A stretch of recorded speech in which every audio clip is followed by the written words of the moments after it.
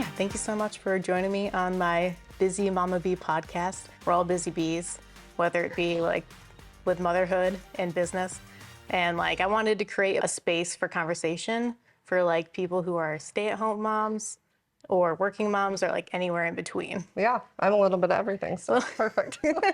I know you're a perfect first guest on the show, but you're Jordan. Yes. And you're the co-owner of HQ Water Solutions. Yeah. Yeah. So we started our business in January 2020 and then officially launched in March 2020, literally weeks before the pandemic.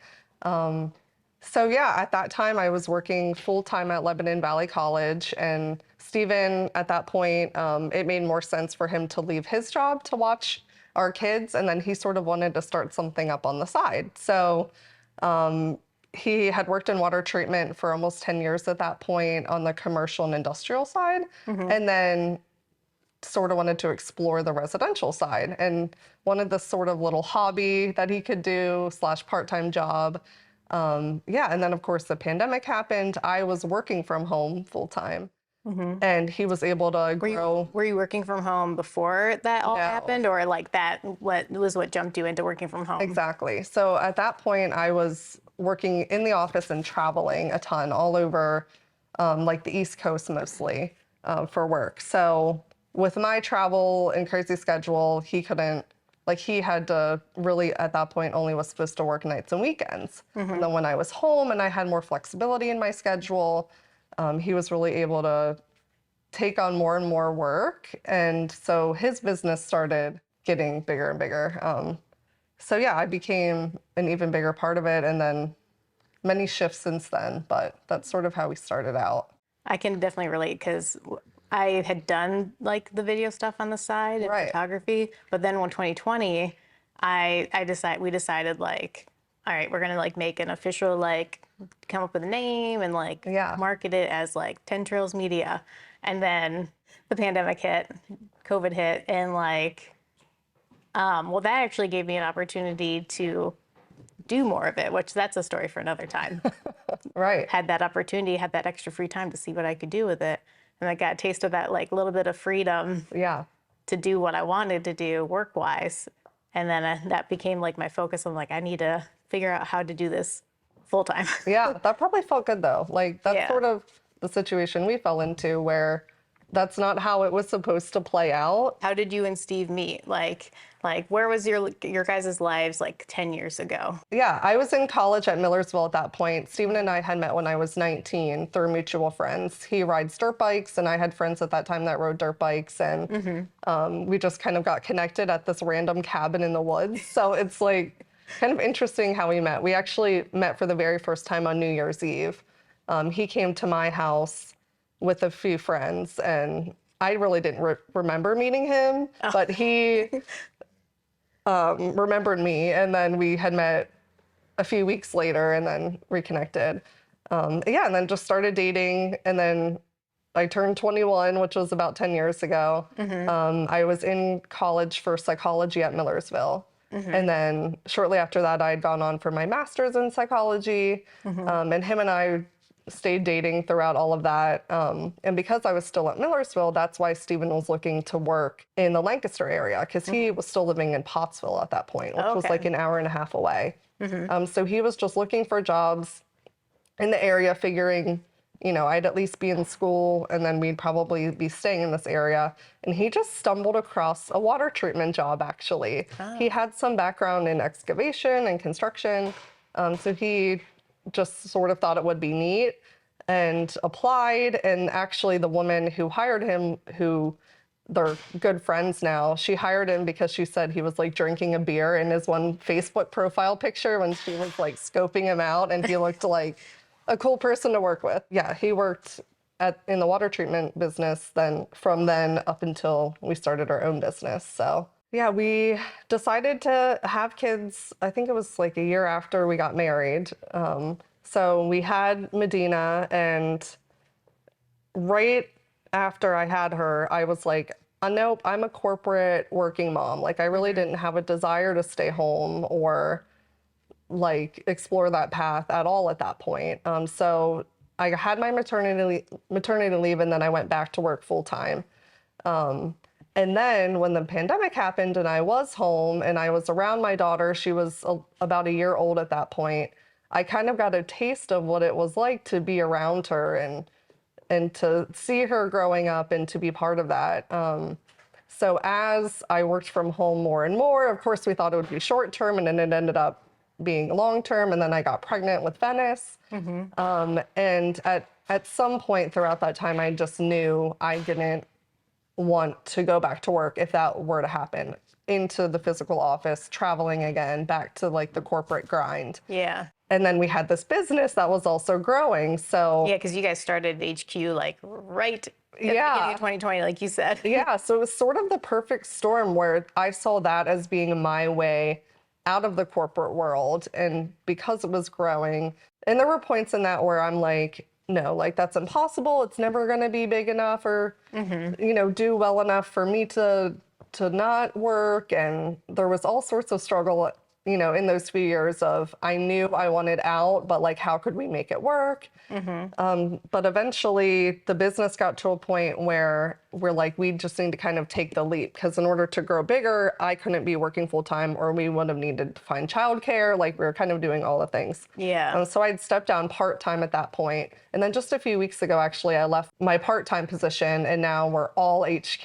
Wow, that's awesome. Congratulations. Thank you. Yeah. So it's like really motherhood that inspired the business to grow, and parenthood, because we wanted the best of all the worlds. We wanted to be working, we wanted to have something to grow, but we wanted the flexibility, because really the girls and spending time as a family is like why we sought out entrepreneurship, honestly. Yeah. Just so we could like do stuff on our schedule, not have to worry about, reporting to someone or asking for permission if we wanted to take them somewhere for a few days. And just the way we're able to incorporate our family into our business and have them be part of it. Like we're in the shop, Venice is wandering around. Like you couldn't necessarily do that at a different type of job. So definitely. That's the beauty of, you knew like what your end result goal was. Like you discovered what you desired out of motherhood and out of your work life. Yeah. And bringing that together. At the same time, to be creating something that they can continue to be part of and maybe, work for or take over one day. Like we weren't thinking that at first, but as the business gets bigger, that's something too, like this legacy factor, and like what can we now set up to be able to provide our girls with like the futures that they're aspiring to and all that. So I can kind of relate to that feeling of when I was working full time. I saw how other coworkers who had kids and young kids were trying to balance work and like being on call and like trying to balance that life. Right. Just like all the different aspects that I was seeing them kind of like struggle through, not really struggle through, but like they were managing and doing it. But like, I was like, it just doesn't feel like I could not see that in my future. Yeah. Is that what inspired you to like do more of the stuff on your own that could turn into something bigger? So that inspired me to like look beyond what I was already doing, like kind of creating videos for myself. And we were doing some like wedding films and stuff. Okay. But then that kind of inspired me to like look deeper into doing like more, like what else could I do? Looking into like the business side and like a lot of YouTube stuff. And so then I got really connected with other video people, but more people who were like on the business side, right? Entrepreneurs making business related content. So that really inspired me to get more serious about it. So yeah, I could definitely relate to like that moment where you like realize a shift of like priority. Right. Yeah. And I feel like you either have that or you don't. Like I know a lot of women like are working or are staying at home and like that path feels so right for them, but I feel like you have to have this like entrepreneurial gene or something like to see this like other path. I don't know. Like I just feel like it's like a unique trait almost. Like you said, when you first had Medina, you said that like you were like once you were done with your maternity leave, you were back to work, like that was what you wanted in the moment. And getting a taste of like what it was like to work from home with kids and everything, that kind of shifted your perspective. Yeah, I almost wonder like if the pandemic never happened, if I was never home, I wouldn't have known any different. Like I truly don't know where I would be right now. Like, would the business just have continued to just be this like side hustle sort of thing? And like, would I have kept working and been, still there? Or like, how would it all have played Yeah. out? And I'll never know. But yeah, it definitely was not on my radar until I saw it for myself. Yeah. When I first started, I was, like I said, working full time. And my daughter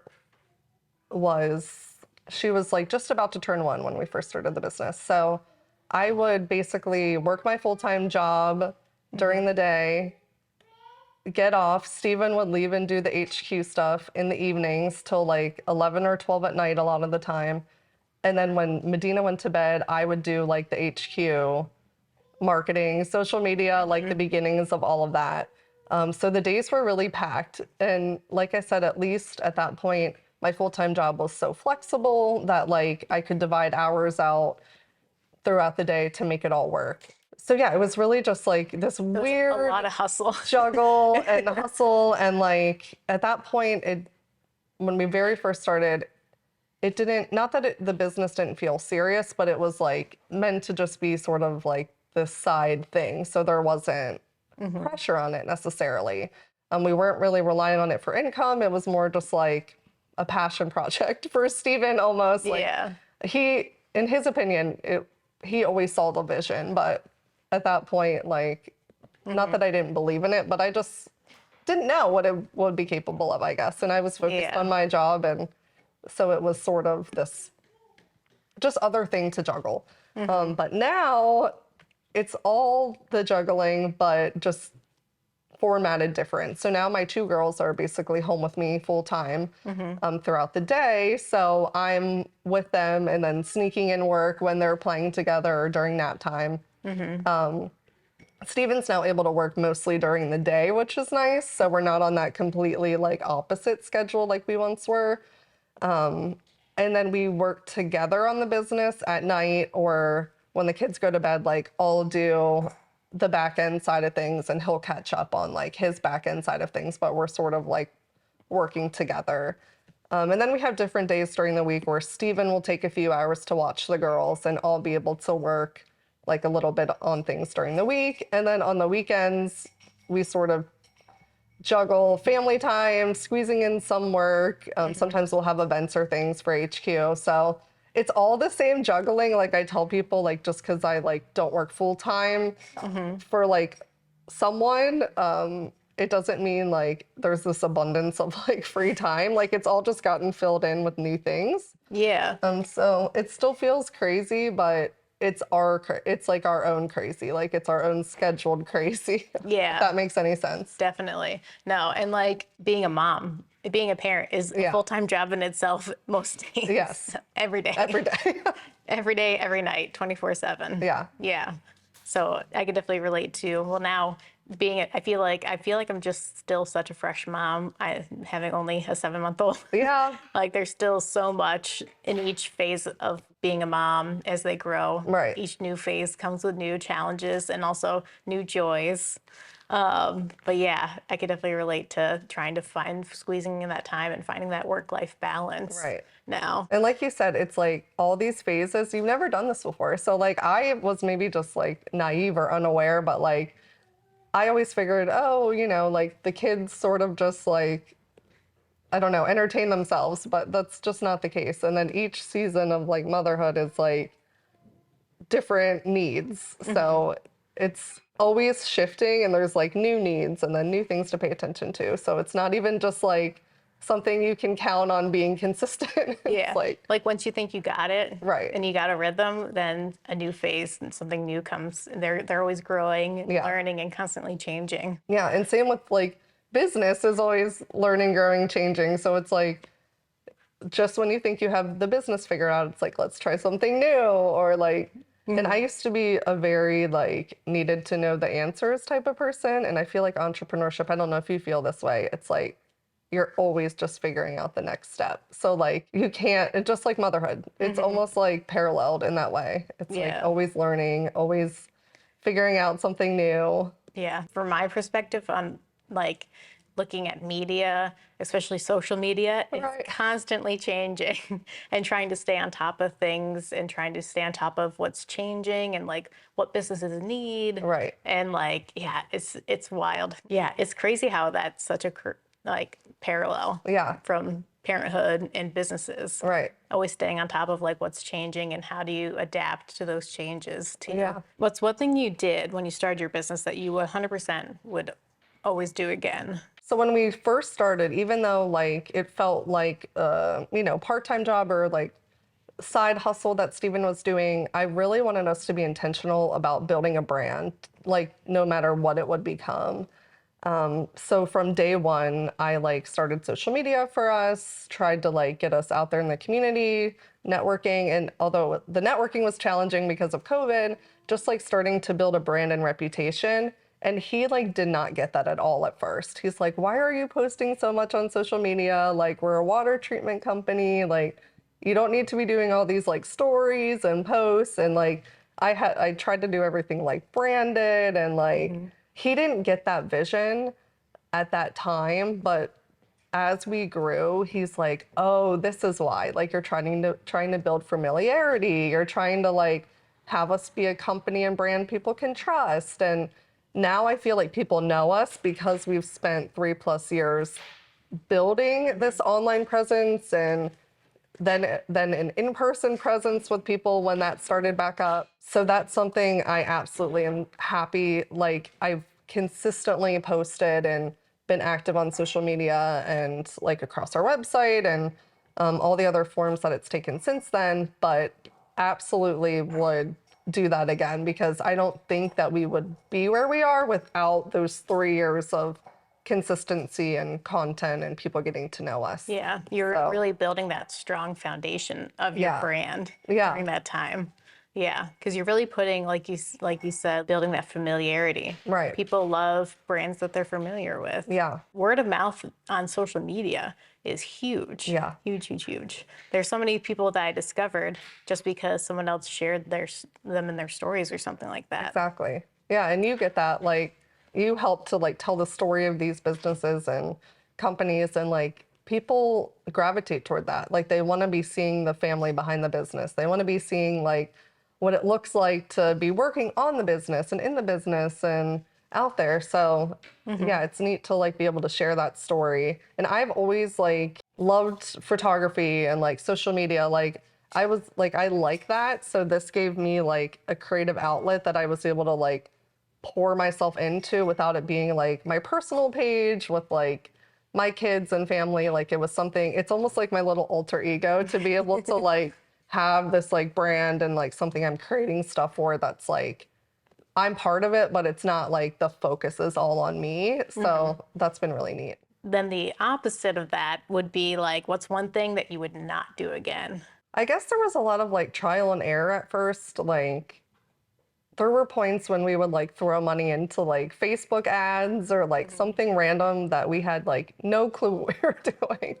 Not that like I regret any of that necessarily because I feel like we learned a lot, but there were probably silly things like at the beginning that we thought made sense. Like, oh, we'll just like put $15 into this like ad that like we had no clue what we were doing and probably should have been like a little more intentional with like some of the marketing and ad spend and stuff when we had no sense of what that all actually meant and looked like. But we've learned since then. But I wouldn't say like I wouldn't do it again, but like I probably could have been a little smarter about how we navigated some of that or maybe like sought out people to help us instead of trying to just like bootstrap and figure out everything on our own. But like you said, like trial and error. Sometimes like the best thing is to jump right in and try things out. It's better than not trying. But also a good side is like maybe doing like a little bit more research versus throwing money into, like you said, a Facebook ad or something. Even a website, like we had this, one of Steven's mentors, he works for like a marketing company and him and his team analyzed our website. This was just like a few months ago. And they're like, do you know, like, you don't even have like your Google page connected to your website? Like, which like I guess that would have been really good for like SEO and like being able to look at analytics, and like it's probably been hurting us for the last like 3 years. And we're like, no, because we wouldn't have known to like look for that. So like Yeah. probably some of that stuff we could have like been more proactive about. And Mm-hmm. there's so much work we still need to do with like our website and being smarter with like online presence and SEO and all that. But you Yeah. can only do one thing at a time. Baby steps. Yeah. Yeah, that's the beautiful thing about business, and like you're always, like we said, constantly growing and learning and adapting to Right. changes. Like the one, it's not a regret, but like I think I wish we would have thought more into our name at the time. Like I attended like a little conference with a video YouTuber creator. Okay. That was about like how to do a video business. Got it. And it was, of course, in January 2020. So that really got me inspired to like, all right, I need to like create a business name and like have it separate from myself. Right. I want something that sounds super professional and like legit. But we had such a hard time coming up with something. Yeah. But we landed on 10 Trails Media. The idea behind 10 Trails Media came from, have you ever been to Mount Gretna? Yep. Yeah, so when you're at Mount Gretna or like any really like hiking areas like a mountain, there's a lot of different trails you can take to get to the very top. Got it. All the trails lead to the same location. Yeah. And so in the same idea, I like the philosophy that like there's a lot of different media aspects that can get your message across. There's so many different avenues. And so that was really my goal, was to provide different means to give the same message. Oh, I like that. To give didn't know people and businesses the opportunity. Yeah. So it doesn't always have to be the same for everyone. Right. That's why I like to explore different avenues and try different things to communicate a message or Yeah. share people's stories. There's so many different ways to get up the mountain. Yeah. So that was the like idea that. behind 10 Trails Media. But in hindsight, I'm like, maybe, because like then it's a long-winded explanation of what that means Yeah. versus just like, I don't know. But then it's stuck and you can't really like, Undo when you're building a brand, you can't really undo it. Yeah, that's like, I do like our logo, but I did it in like 10 minutes on Canva for like $2. People always ask like, oh, who did your logo? And I literally like slapped it together. I actually had like a few initial versions that like Steven hated, and then I just sort of slapped the one that we have now together. He like sent it in one of his group chats with like his buddies. They gave like a few feedback things. I tweaked like one or two things, and like I always like was like, oh, like when we're serious, like we'll have like a real logo. And then it's been over 3 years and we never changed it. And maybe we'll like rebrand one day. Like I don't hate it, but now it's like on everything. Yeah, and it's sort of funny that it like stuck and it was like not really intentional, but here we are. Yeah, that's why, like you said, like lead with confidence Yeah. with your brand, I guess, from the start. Yeah. But it's hard because like you change as a person, your business changes, Right. and And you're not thinking about like you said, like I wasn't thinking like that far down the road. Like when we first started, like it's a little contradictory. Like, yes, I wanted to like build a brand and like build the affinity, not really knowing where it'd end up. But I wasn't thinking like, okay, the logo I create now or like some of the stuff I create now, like that's like, think about what that's going to mean 3, 4, 5, 10 years from now. I wasn't necessarily as intentional like at first with that sort of thing. it's hard to think in like an evergreen sense. Right. Like how do I create a brand that's going to be evergreen? Right. But I think you guys did a great job with your logo. It's too late now. After all your experience and everything, now what motivated you to start your new guide and how to drink champagne? Let me backtrack here. So after we started HQ and that started to grow, a few months into it, I was really enjoying being part of like the entrepreneurial world. I really enjoyed everything that I had learned up to that point.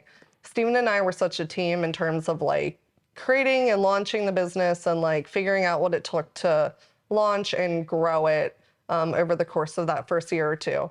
And honestly, I don't even know what sparked it. At some point, I'm just like, I just want to like create something for myself. Sort of like you mentioned about this podcast. Like, he was like the water treatment expert, the one that had done it for 10 plus years.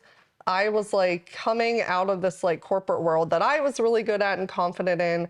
And I'm like, I love being part of this business and like I love being part of like the entrepreneurial world, but I needed like my own little sliver to like focus on. So I just started writing this guide. Like I just would spend like a few hours a night writing out everything that it took for us to build our business, because when we were doing it, we were Googling, it's like how to create an LLC. And then your 700 pages pop up and there's all these affiliate links and ads and you don't know like who is like trying to actually help you and who's trying to sell you something. And like, it was so messy.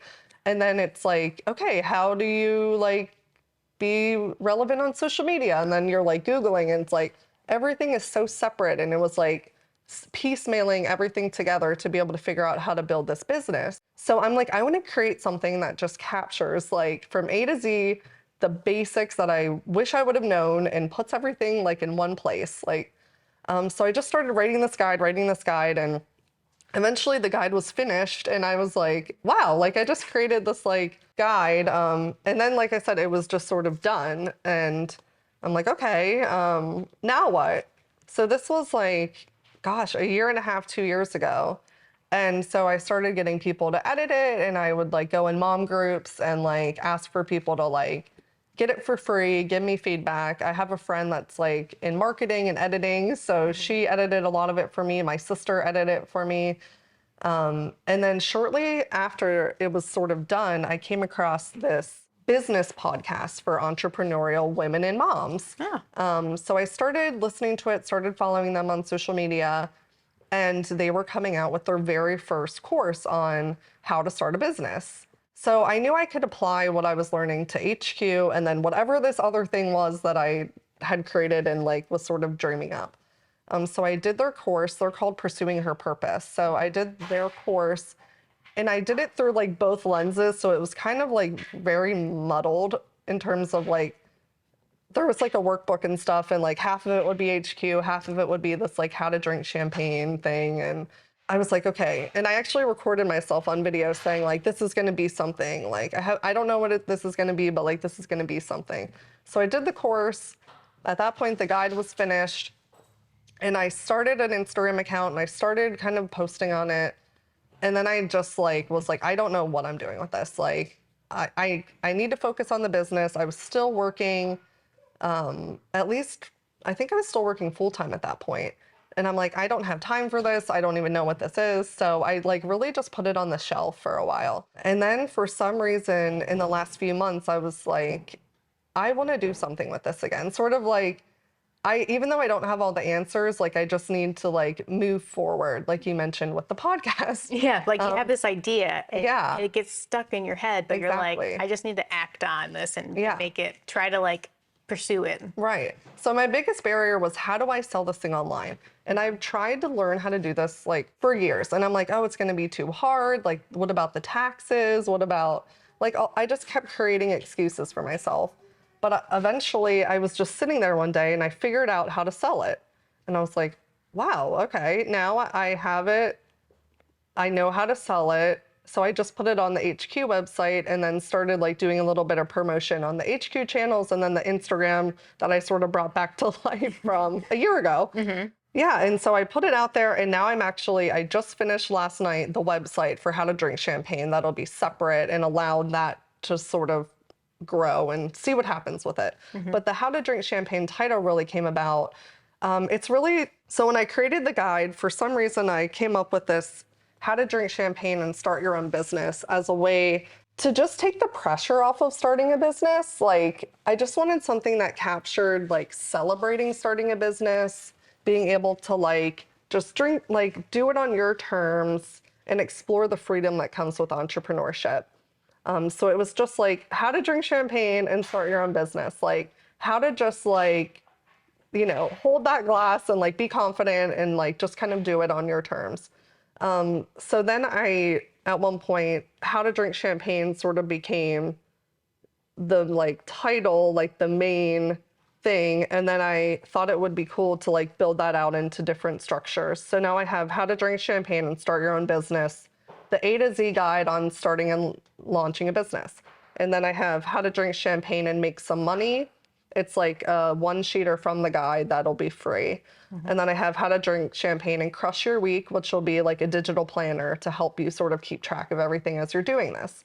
And the hope is to eventually like be creating how to drink champagne and have it all be like entrepreneurship related, maybe some like motherhood stuff mixed in, and really just a way to celebrate people wanting to like explore that path of entrepreneurship, feeling like they're not doing it in like this high pressure hustle culture sort of way, but really on their own terms. So that's how it all came about. Yeah. I really love that visual representation of like how to drink champagne, because when you think of it, like drinking champagne, like you said, like you're holding a glass in confidence, but also you're sipping, you're not chugging. Well, some people.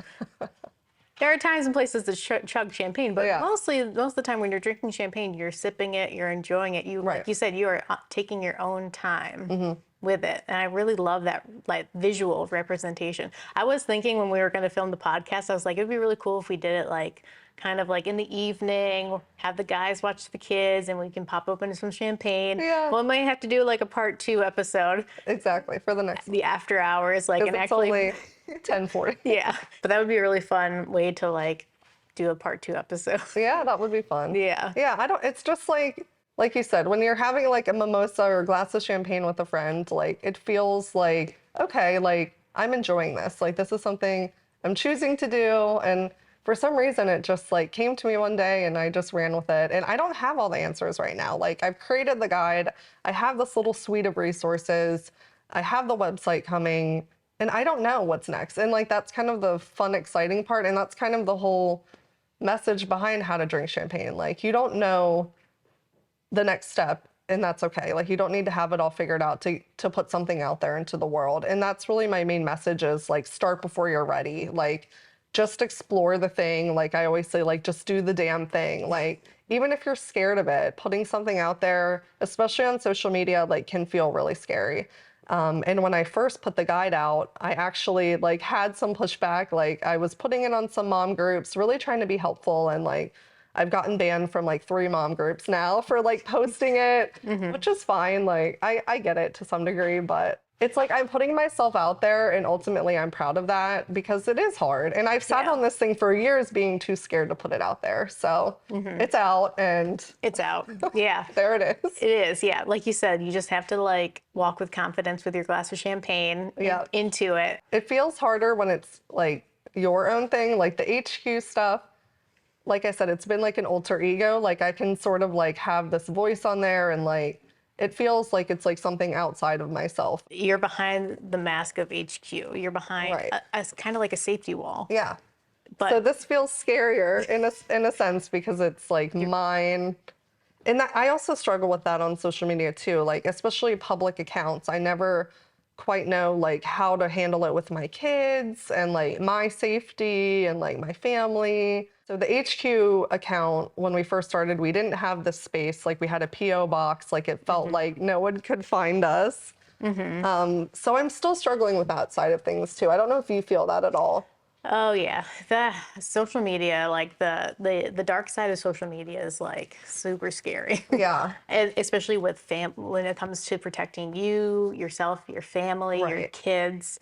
And I feel like I need to have like a whole episode on that because we decided, and I feel like in hindsight, I wish I would have posted more about this when I was pregnant because it felt like all of a sudden when we had our baby B, I felt like all of a sudden like, oh crap, like I need to get this message out here because like we had decided, we had thought about it when we were pregnant that we didn't want to share her name, any of her personal information. We didn't want to share her face on social media. Yeah. And it's not something that's like very like common for parents to do nowadays.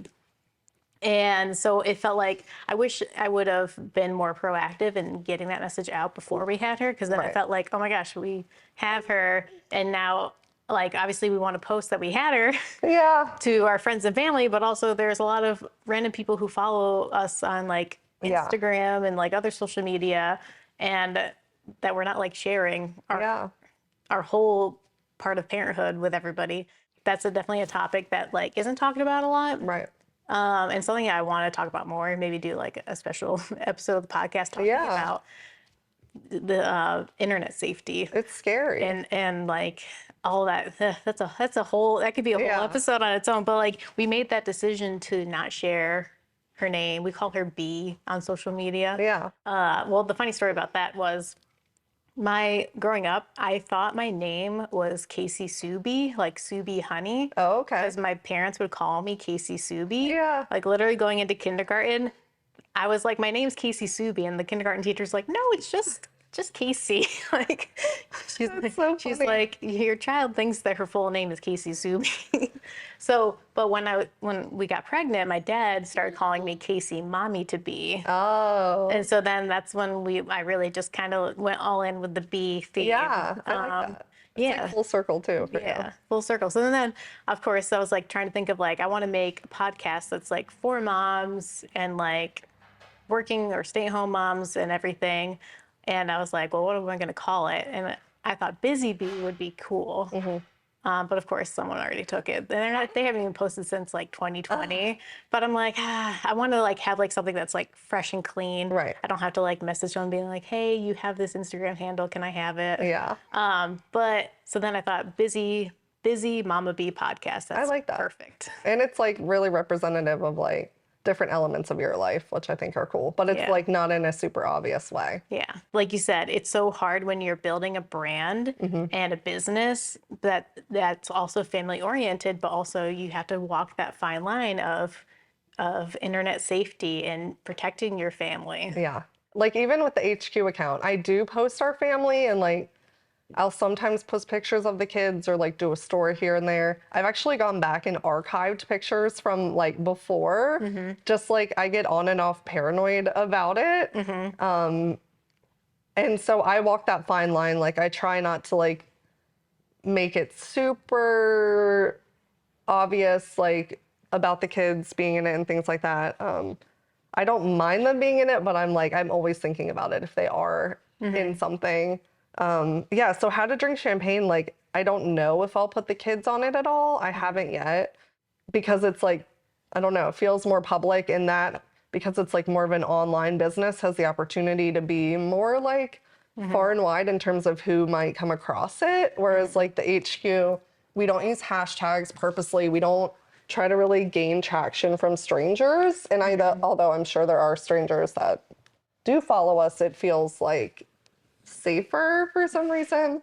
But I actually go through our followers like every few months and I will like have them unfollow us or block them if they look like suspicious. Like, Yeah. so it's definitely something you have to think about. Like you said, when you're incorporating, like we are a family business, we do talk about that. It's part of our branding. It's part of who we are. But Yeah. it's like also balancing like keeping the kids and family safe. It's so fresh and new. Like when we were growing up, the internet was fresh and new. We're living in the moment of these changes with social media and the internet. So it's really like you don't know what to go off of. Like you just have to go off of your instincts. And the one thing that helped me kind of navigate it, because obviously you get people's comments that are like, well, you can just make your stuff private. I'm like, once something's on the, they taught us back in high school and middle school, like once something's on the internet, it's there forever. Right. Like the one thing that helped me navigate some things is like, I think to myself, back in the 90s, back in the 1900s, back in the 90s, would my parents put this in the local newspaper? Oh, that's a good way to look at it. So that's the kind of way I look at it, because there are some instances where I allowed for our daughter to be like on the church Facebook. Yeah. Or like in a video that was like church related. So Right. I think to myself, like, if this would have been in the local news, would my parents put it in the local newspaper? Yeah. Or is this more of a private matter? That would this be in our home video VHS tapes, or would this be in the local newspaper? Yeah, I like that. Yeah. I feel like that's probably like what I like allow, something that feels like it's like more public than just like, here's my kid taking like their first step, or like a super personal thing. I like being present on social media, I like sharing things. They're like, oh, why don't you try like influencing?